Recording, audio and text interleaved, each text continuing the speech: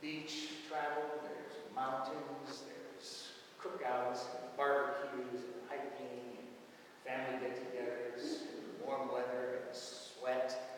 It's a great time. It's also a time for sports, whether it's personal or professional. There's baseball, there's softball, there's soccer, lacrosse, football, golf, and my all-time favorite, tennis. We are in the throes right now of what's called the U.S. Open Masters Series tournament, which is something that starts in July in Atlanta and it leads all the way up to the U.S. Open in Flushing Meadows Park, the Grand Slam. Can I confess a guilty pleasure to you? I have DVR on my TV set in my bedroom. Because very often I'm not present in my room when tennis matches that I want to see are on. 2 nights ago, I got to see in Cincinnati, in a stadium filled with 11,000 plus people, 2 arch rivals, Roger Federer and Rafael Nadal. Can you imagine these 2, number 1 and used to be number 1 and number 2 in the world. I think Roger's dropped down a little bit. 2 arch rivals playing with such distraction in a huge arena of 11,000 plus people.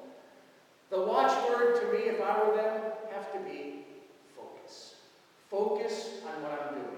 If you've ever seen Nadal play, you know that he has certain rituals that he does. His rituals keep him focused on what he has to do. I'd say focus is the theme of our readings today as well. Jeremiah was talking to the people, the mouthpiece for God, talking to his people in exile in a foreign land, asking them to remain focused on what's most important to them, and that was the covenant, God's love for them. And the people, unfortunately, were more interested in their own selfish pleasures, their idolatry, their intermarriage, everything else, their self-serving attitudes. They were so sick of hearing Jeremiah, the voice of God, they threw him in a cistern full of mud. In our gospel today, Jesus talks about this fire, this single-minded vision. Jesus is on his way to Jerusalem, and you know what's going to happen to him in Jerusalem? He's going to be put on the cross. He's going to be killed. But his single-minded focus, that fire of passion, that focus of mission, so important for all of us. We lose our focus sometimes, don't we? I was driving back from Wilmington this past Thursday. 30-minute backup for a 10-car pileup. And as I passed the first car, I saw the policeman talking to one of the students who was driving the first car, had his phone in his hand, and he was pointing at him. Obviously, the kid was texting while he was driving, causing a 10-car pileup. Not so nice. Focus and fire. If you don't mind me sharing some story with you in the last National Catholic Reporter. The title is A Revolution Underway. Revolutions are funny things. Some are launched by one group but hijacked by others, as in Egypt, where liberal Democrats have become bystanders to the real contest between the army and the Muslim Brotherhood. Some are born amid great idealism that quickly becomes a smokescreen for hypocrisy, as in the various communist uprisings. Still others fizzle out, while a handful eventually produce new systems that, despite their flaws, really do change the world. The French and American revolutions, for example. It's too early to know which trajectory will apply to the upheaval launched by Pope Francis, in part because at the level of structures and personnel, he still hasn't made many sweeping changes, and in part because the parallels are inexact anyway. Catholicism, after all, is a family of faith, not a political society.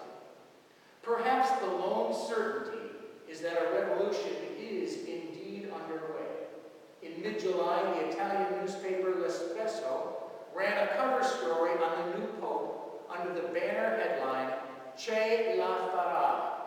phrase translates roughly as, will he make it, or will he pull it off? There is no need to explain what it meant. Everyone, it seems, knows that Francis is trying to engineer a Catholic glasnost, a Catholic world that is so transparent that everybody can see it for what it is. One could argue that in most of the ways that matter, the change has already arrived. In just 4 months, Francis has revived the international prestige of the papacy and its moral capital.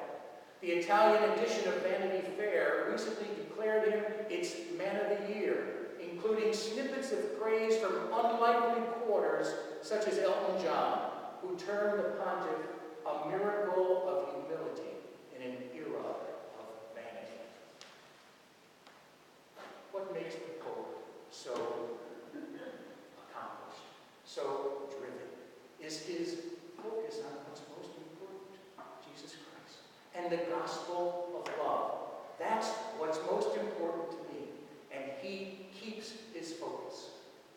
Back to the tennis arena. Yesterday, American North Carolinian from Greensboro, John Isner, beat Argentine Juan Martín del Potro in the best of 3 sets. He was down the first set. He lost the first set. But Brad, can't think of his last name, was interviewing John Isner after he won. He says, "What brought you back?" He said, "The 11,000 plus people in the crowd." So that same 11,000 people that could stand as a distraction from the focus that Nadal and Federer could have was a source of strength and support for John Isner yesterday. Our brothers and sisters, like Paul says in the second letter to the Hebrews, we are running the race. We are on a race from this world to the kingdom.